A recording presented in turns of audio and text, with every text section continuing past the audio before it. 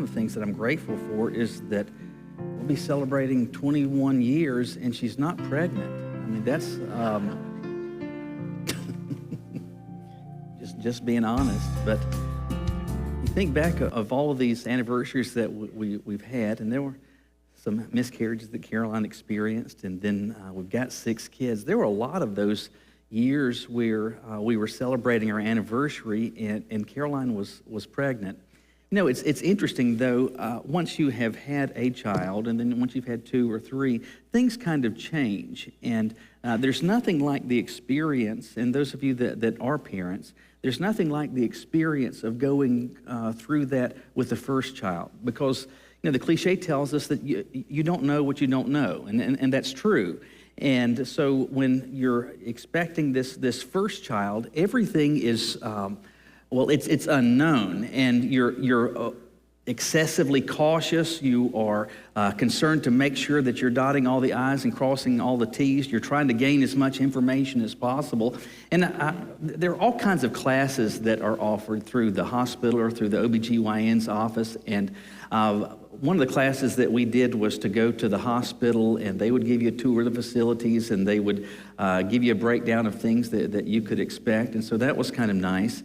In addition to it, though, Caroline was watching a lot of TV. In fact, a lot of TV that I loathed. I could not stand it. I don't think Discovery Health is still on, but Discovery Health had these shows that would follow women in pregnancy. And do you know what types of women or circumstances that they would follow? Just absolute nightmares. I mean, just some sort of tragic something, nothing run-of-the-mill and routine. There was always some problem. I'm like, will you quit watching this? As this woman is giving birth in the woods. And so there's that. There's another thing, though, that she kept encouraging me to, but I mean, I didn't need to read anything. What do I need to know? Anyway, but one of the books that has been around and is still very popular is the book called What to Expect When You Are Expecting. That book has sold 23 million copies. 23 million. That's the population of the state of Florida. So the 3rd most populous state in the country. Just imagine driving through Florida and every person you see has a copy of that book.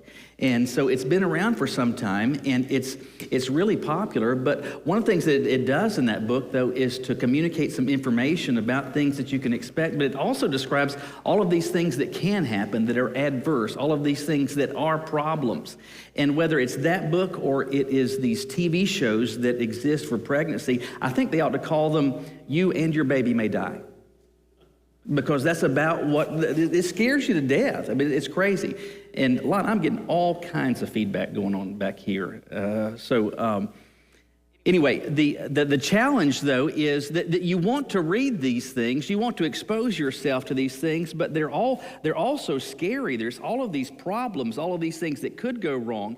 But you read these books and you watch these shows and you ask these questions, you go to all of these things because you want to anticipate and prepare for that which is going to happen. You want to be prepared. You want to anticipate that which is going to happen. Hold that thought for a moment, anticipating and preparing for that which is going to happen. Today we're starting a new series that I'm calling Fall Hazard, and the focus of this series is the Old Testament patriarch Abraham. Now, when we see him today, we're going to be introduced to him. His name is still Abram. It's going to be later changed to Abraham. And for all the stuff that is true of Abraham, the stuff that we think about is that he is this patriarch. And you remember in Bible school that he had many sons, and you are one of them, and it makes all your limbs shake. And so you remember all of that stuff. And in many ways, he comes across to us as a hero, but the truth is Abraham's a mixed bag. And there were some things that Abraham got right, but there were some really big things and really some dumb things that Abraham does. And for this guy that did absolutely walk with God, he had some real and significant failures. Fortunately, those are recorded for us, not so that we can look at and point and say, oh, I can't believe that he did that, but to see if it could happen to somebody like Abraham, it could happen to me. And so I want to make sure that I learn from those mistakes and that I'm heeding these things that might prevent me from experiencing my own fall. One of the things that we're going to see today, though, is this, that Abraham is a guy to whom God made promises. Promises, by definition, are things that have yet to happen, things that are as yet unrealized, things that have not yet occurred. God made to him promises, things that are going to happen. When you're expecting a child, you want to kind of prepare. You want to expect for what is going to happen. The same is true when God gives us promises. When God gave to Abraham promises, there are things that we would like to know. What should I expect as God makes promises to me? Because God has made promises to us. There's a stack of them in the Bible, and there are other things that God may confirm to you in your heart. And when God does this, it's about things that are yet to happen. So what is it that you should do to anticipate? How is it that you should prepare? Look with me today to Genesis chapter 12. Genesis chapter 12. And we're going to see, starting in verse 10, we're told this, that there was a famine in the land, so Abram went down to Egypt to stay there for a while, because the famine in the land was severe. When he was about to enter Egypt, he said to his wife Sarai, "Look, I know what a beautiful woman you are. When the Egyptians see you, they will say, 'This is his wife.' They will kill me, but let you live. Please say you're my sister, so it will go well for me because of you, and my life will be spared on your account." When Abram entered Egypt, the Egyptians saw that the woman was very beautiful. Pharaoh's officials saw her and praised her to Pharaoh, so the woman was taken to Pharaoh's household. He treated Abram well because of her, and Abram acquired flocks and herds, male and female donkeys, male and female slaves and camels. But the Lord struck Pharaoh and his household with severe plagues because of Abram's wife Sarai. So Pharaoh sent for Abram and said, "What have you done to me? Why didn't you tell me she was your wife? Why did you say she's my sister so that I took her as my wife? Now here is your wife. Take her and go." And Pharaoh gave his men orders about him, and they sent him all away with his wife and all that he had. All right, so in this passage, and we're going to see this in a moment, though, that God has made promises to Abram. And based on that, it does answer the question for us, what should I expect when God makes a promise? And this is the first thing we're going to see, and that's this. You should anticipate a challenge that is on par with the promise. Anticipate a challenge that is on par with the promise. For what we just read to have made sense, we need some context. And if your Bibles are open, you can see the beginning of chapter 12 describes the call of Abram. And forgive me if I say sometimes Abram or Abraham, we're talking about the same one. So God has yet to change his name to Abraham. And in verse 1 of chapter 12, we have this call of God on Abram's life. And he is telling him, I want you to go from your land, from your relatives and your father's house, to the land that I will show you. So God is saying to him, I want you to leave everything that is familiar, everything that you know that is comfortable, your support system, your family, the people that love you in life and on this earth most. I want you to leave them, and I want you to go somewhere. Where? I'm not going to tell you, but I will show you. So there's a promise for guidance. And then God says, I will make you into a great nation. I will bless you. I will make your name great, and you will be a blessing. So he's saying, I will make you into a great nation and bless you. So God is going to bless, but specifically here, he's speaking about progeny. He's talking about offspring. But you can see in this chapter that Abram, at this point, is 75 years old. We're not told exactly what Sarai's age, but there's some clues that we get later in Genesis so that we can say that she's roughly 65 years old. And so he says to a 65 and 75-year-old couple, hey, I'm going to make of you a great nation. I'm going to bless you and the significant line, even the nation that is going to come from you. So God has said, I'm going to bless and multiply you, okay? And then he says in verse 3, I will bless those who bless you. I will curse anyone who treats you with contempt, and all the peoples on the earth will be blessed through you. And so he's saying, I am going to watch out for you. I'm going to protect you, and if somebody comes against you, they'll be dealing with me. If somebody blesses you, I'm going to bless them also in return. These are all what from God? These are promises. Now, Abram is still at home, but God is saying, I will guide you. He hasn't encountered opposition, but God says, I will protect you. Sarai has not given birth to any children at all, but he says, I will bless you and multiply you. So all of these things are promises that God has made of things yet to come. Immediately when that happens, what we see in verse 10 that we just read a moment ago is that there is a famine in the land. And it was not unusual for there to be, and there's cycles with respect to weather, and so there is this drought that is experienced, and because of that, we're told that Abram goes down to Egypt to stay there for a while. Is this something that God told him to do? Is there any inclination that God said, hey, Abram, I'm guiding you, but I need you to pivot and go left, head over to Egypt? Did God say that? No. Why does he do this? Well, probably everybody else is. And if you're familiar with geography, you're aware that you've got the Nile Basin there. And so even if there is a drought in the region, there's enough water by virtue of the Nile going through that there's going to be crops and there's some irrigation and you'll be able to sustain yourself. Does God tell him to do that? No. But he decides on his own, yes, I have these promises, but this is what I'm going to do. So he heads to Egypt, and as they're getting ready to cross the state line, he can see it says, welcome to Egypt, just ahead. There's a rest stop just across the line in Egypt. And before they get there, he says to his wife, you know what? You look good. But no, he says, you're beautiful. And it's interesting, he's saying this, she's 65, and he's 75. You, even at this age, man, you're a stunner. You really are. You are good looking. And I guess they had filler and Botox, so she's,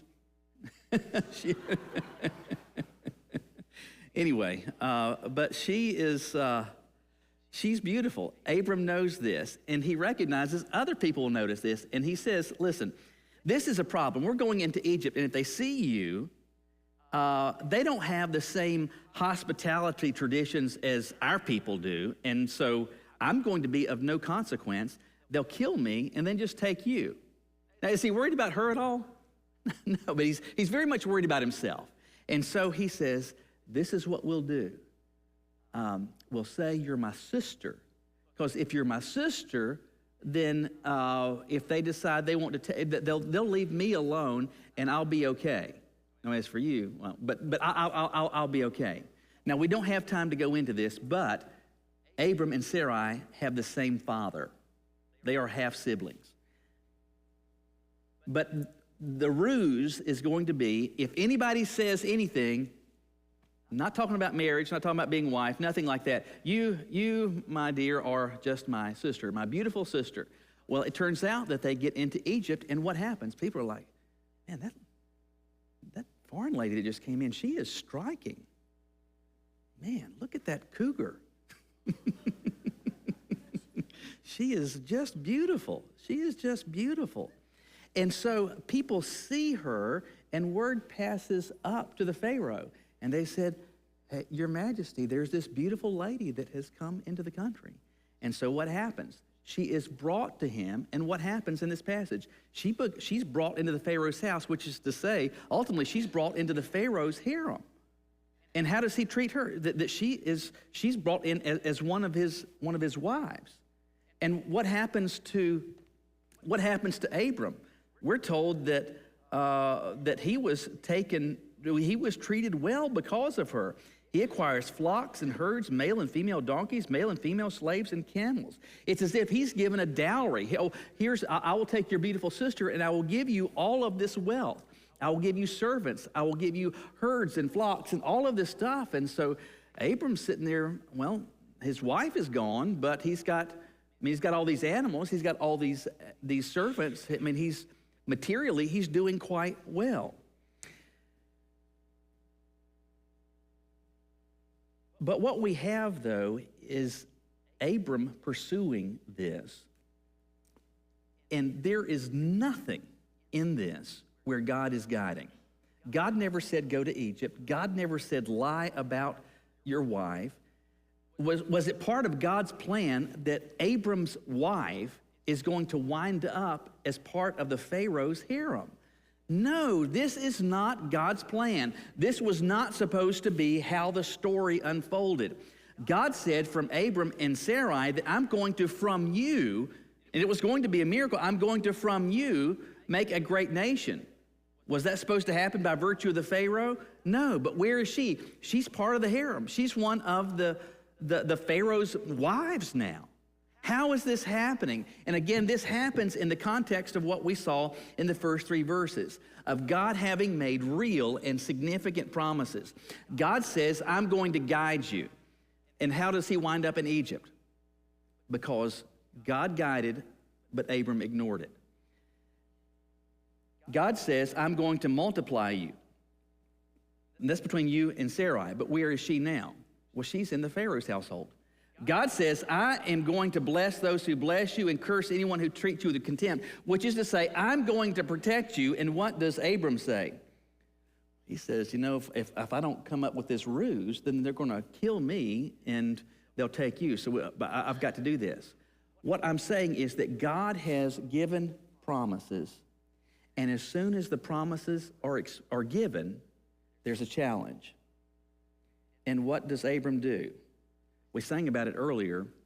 He could have sang about it, but he didn't do it. He did not stand at all on those promises. God promised guidance, God provided protection, God provided blessing. And Abraham, in each of these instances, decides, I need to take care of this on my own. I don't know if you've paid much attention to this as you go to stores, particularly those that sell like sporting goods and that type of thing, but I am still amazed at the market that exists for Yeti coolers. And some of you may have a Yeti cooler, and if you do, I don't look down on you. I just like to borrow some money. Because if you haven't noticed, Yeti coolers are crazy expensive, and they've got a whole line of stuff. So you've got coolers, and then they even have like insulated picnic bags, like you could take if you're going to spend the day somewhere. And they are crazy expensive. Like that picnic bag, I think is something like $300. And then you've got the Yeti cooler, and it's $350. And insulated cups, all this stuff, and it's so very expensive. I was at Sportsman's Warehouse one day, and I was checking out, and they had a display of these Yeti coolers that were like on sale for $300. And I said, are people buying these things? And they said, yeah, people are buying them. And I said, well, who's buying them? They said, college kids. Like, what? College kids buying $300 coolers? And anyway, I was surprised by that. But if you talk to anybody that has a Yeti cooler, one of the things that they'll say is this. Well, listen, it just keeps cold. It keeps stuff cold for like a week. For a week. And every time somebody says that, I'm like, how long are you gone? I mean, sincerely. You're going on a picnic. You're going to spend the day at the lake. How long how many people are going to go kill a moose out in the woods somewhere and you got to trek back? I mean, it just doesn't make sense. To me, it feels, again, no judgment if you have one, that's okay. But it feels to me like overkill. The igloo is good for me because it'll keep cold for a couple of days often. I don't need that. But many buy this, many pursue this because, well, it's going to just keep stuff cold for a month. It's just crazy. Well, I'm thinking, I don't need that. I don't need that. So Yeti makes this promise. It's going to stay cold for this amount of time. But in truth, most of us don't need that. It feels kind of like you're swatting at a fly with a shotgun. It just feels like overkill. Take that thought back into this passage. God has just made promises to Abraham. God has likewise, throughout his word, there are a varied number of promises that he has made to us. And many of these are great promises. For example, I will never leave you. I will never forsake you. Is that a big promise? Yes, it is. Does God just make insanely big promises that are overkill? Just to be able to say, well, I will make a promise that's going to be good for a week when all you need is for 30 minutes. No, is it like God's offering you this Yeti cooler when all you need is a lunchbox? No, God is making promises that I believe will be on par with the challenges that you experience. God has just said, I will guide you. Did Abraham need that? Yes. God has just said that I will bless you. Was Abraham going to need that? Yes. God has promised him, I'm going to protect you. Was Abraham going to need that? Yes. But did he rely on what God offered him? In each of these cases, absolutely not. He depends on himself. He depends on dishonesty. And ultimately, he's depending on the Egyptians. He's depending on a godless people rather than the one that said, I've got great plans for you and I'm going to do something significant in your life and a great line is going to come from you. Listen, as God makes promises, and he has, and God continues to do that and confirm things in our heart, you should anticipate that the nature of the promise is going to be in keeping with the nature of the challenge. You may not see it at the time, but understand, God's not writing big checks for small purchases. God's writing big checks because there's going to be real and meaningful adversity. And you should anticipate that there is going to be, at some point, a challenge that is going to be on par with the nature of the promise that has been made. But there's something else that we see in this that we should anticipate, and that's this. You should anticipate the promise to aid faith, not produce it. You should anticipate the promise of God to aid your faith, not produce it. Abram is a guy that already does have faith in God. In fact, Hebrews tells us, as it's looking back, it tells us that in Hebrews 11, that it was by faith that Abraham obeyed God and went out from his homeland. I mean, that's a big deal, isn't it? I mean, Abram's entire life, up until the beginning of chapter 12, he's 75 years old, has been lived in a very, very small circle. And God says, I want you to leave everything that is known and familiar and comfortable and stable and dependable and reliable to you. And I want you to leave that and just go somewhere. Where? I'll show you. Well, how about tell me where? No. I'll show you as I guide you along the way. And so the fact that he does in verse 4 what we read, that Abraham went as the Lord told him, that's big, that's huge. That says that Abram does trust God. Abram does have faith in God. And he is walking with God. That's positive. He has these promises that are given to him, and that is wonderful. But as soon as challenge comes, as soon as difficulty comes, he looks at Sarai and he's like, no, you're a beautiful woman. We've got to figure this thing out. And so he comes up with this plan, comes up with this ruse that is based entirely on deception. And every promise that God has made, it seems as though he has figured out a way that he can take care of it himself. Everything that God has said he was going to do, Abram has figured out some alternative and ultimately inferior plan. God has said, I will guide you, and Abram just says, I think I need to go down to Egypt. God has said that I am going to bless you, and his wife winds up in the harem of the Pharaoh. God has said that I'm going to protect you, and he's like, if I don't do something, they're going to kill me. In each instance, God has given him promises that were going to prepare him for challenges. Challenges that were going to test faith, that were going to press faith, but not produce it. It was going to make him capable of enduring this circumstance, not produce faith. So what do I mean by that? Let me illustrate it this way. When I was a kid, I remember being out in the backyard one day, and I think my grandparents were over there even at that time, and my sister, for some reason, decided she wanted my dad to throw baseball or softball with her or something, and he said, okay, and says, go get a glove for me and for you. And she said, I don't need a glove. I don't need a glove. And he's like, well, I'm not going to throw with you if you don't get a glove. Oh, I don't need one. I don't need one. And so finally she relents and she gets a glove. And even though she gets it, the initial thought is she's still going to try not to use it. And my dad says, listen, I'm not going to throw this ball at you, towards you, if you don't have a glove. Okay, so she puts her glove in her hand, and I don't know if it was the first throw or not, but my dad throws it. Well, as the ball is in the air, my sister throws the glove to the ground and right in the face. Best day ever.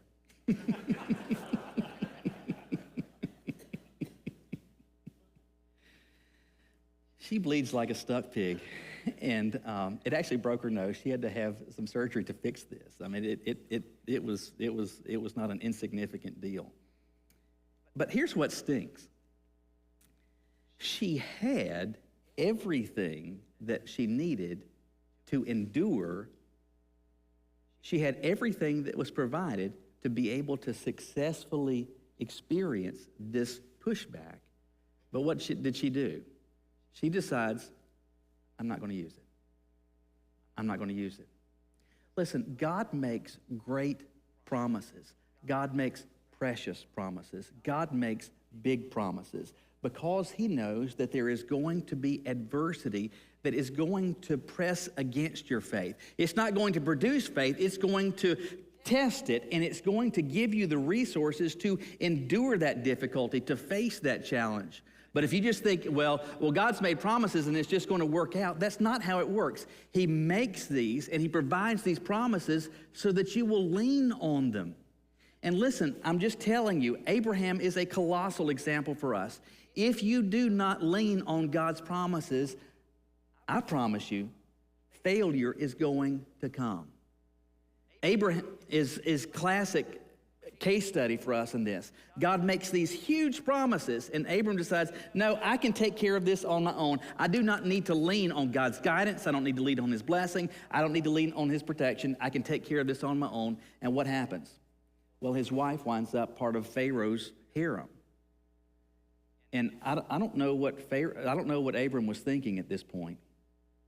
He's probably thinking, I didn't think it was going to work like this. I thought they would just say, well, she looks nice, and y'all go buy a house in the suburbs somewhere. I didn't. This is not unfolding how I thought it would be. But then again, I've got all these servants. I got all these animals.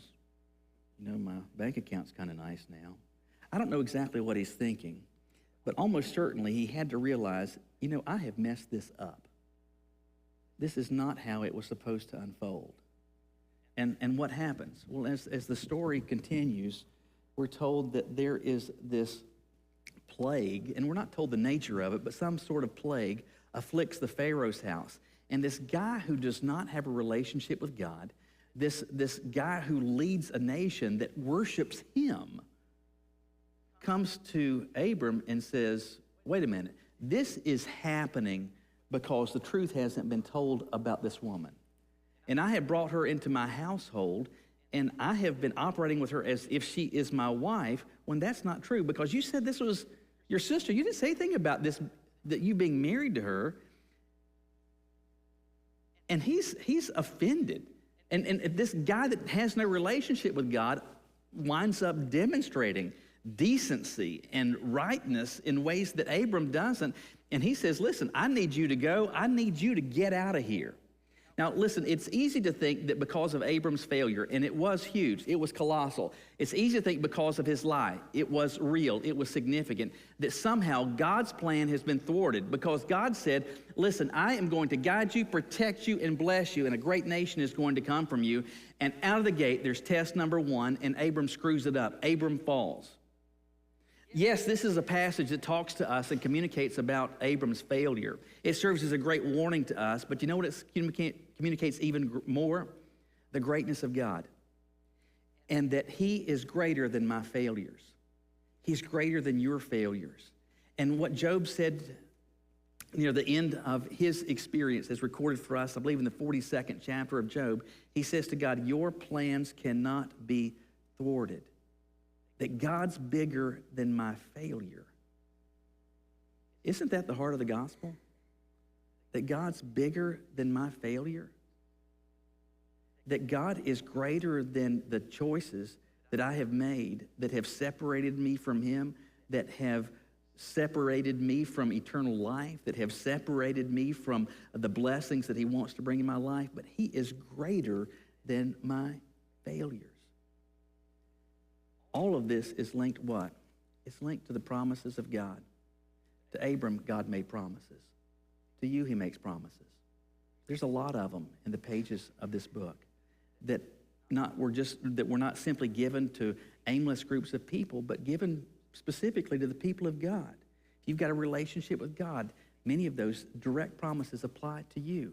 God has provided these great promises so that you would stand on them, so that you would lean on them. And you should expect, you should anticipate, because he's made great promises, well, it's not for no reason. It's because challenges are coming. The question is, are you going to stand in the challenge, or are you going to fall? Will you bow your heads with me?